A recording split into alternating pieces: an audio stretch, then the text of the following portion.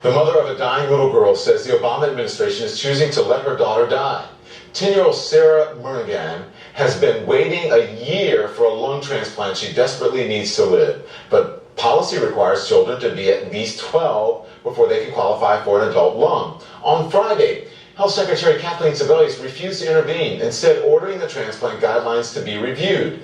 Sarah's mother says that's not enough.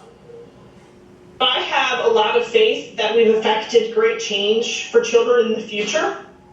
But for children today, they're still dying. And Secretary Sebelius is going to allow that to continue. It is in her authority, but she has chosen to let my daughter die.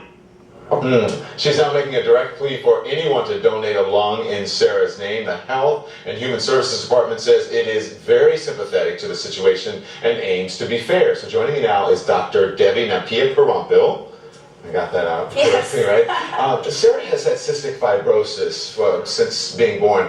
Why has her health rapidly deteriorated recently? Can we determine that? Well, I'm not sure about the exact cause, but most people with cystic fibrosis are predisposed to getting infections, especially lung infections or sinus infections. And so what happens is they tend to get exposed to a lot of different bacteria over time, and with different antibiotics, they develop resistance to a lot of them and develop more dangerous bacteria. If she gets the transplant, does that increase her likelihood, right, of surviving or getting better or living longer? It definitely increases the likelihood. So with cystic fibrosis, the worst thing is the way that it affects the lungs. The infections of the lungs can cause people to die, and when they have the lung transplants, they're getting lungs that actually don't have the cystic fibrosis gene or the problem with the protein. They still are at risk for developing those infections, though, because the rest of their body has the problem.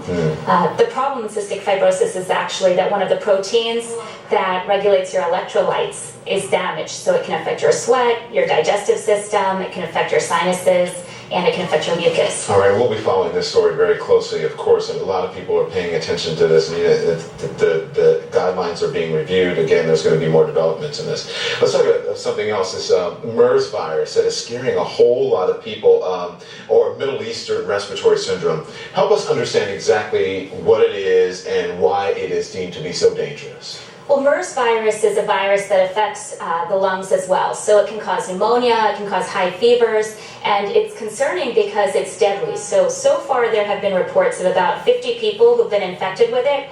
Over 30 people have died already. So just looking at the likelihood of fatality once you've infected it, it's very high, it's very dangerous. But if we look at the larger picture, where about 4 million people have already traveled to Saudi Arabia recently for pilgrimages, called the Umrah, if only 50 people have actually been infected with all this travel, then the risk of contracting it is relatively low, so it spreads pretty slowly. What makes it so hard to stop the virus? Well, viruses in general are different than bacteria, so they don't have their own cells.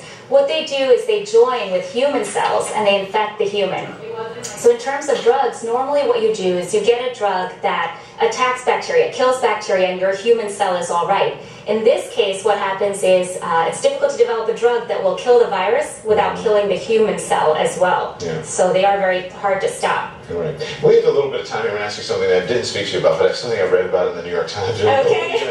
If you don't know, we're just talking. Sure. There was this, there is this strain of meningitis that has been going around, as you see that, and they're inoculating gay men in clubs over in the New York Times. What is going on with that? They're saying, oh my gosh, this is, people are wondering if this is going to be like AIDS back in the 1980s. Well, the thing with AIDS in the 80s is that people didn't know what was happening, and there was a lot of stigma associated with it. In this case, meningitis has been around for a long time. This is a new strain that we're hearing about, so there is some concern for that. But the vaccine is recommended not only for gay men, but also for children, for teenagers, adolescents. So we shouldn't have that stigma, but it is important for people to get treated. Yeah, after I read it, I was having dinner with people. I noticed people coughing in restaurants. I was like, oh my gosh, should I go out and get inoculated for it? But everyone should probably have that particular inoculation. I mean, I think it's safer, but the recommendation is still for different groups like children, teenagers, and gay men. So. Good stuff. Thank you. I enjoyed having you here. Oh, thanks. I enjoyed being here. Yeah, that would be great. Dr. Devi. Thank you. We'll have you back. Appreciate it.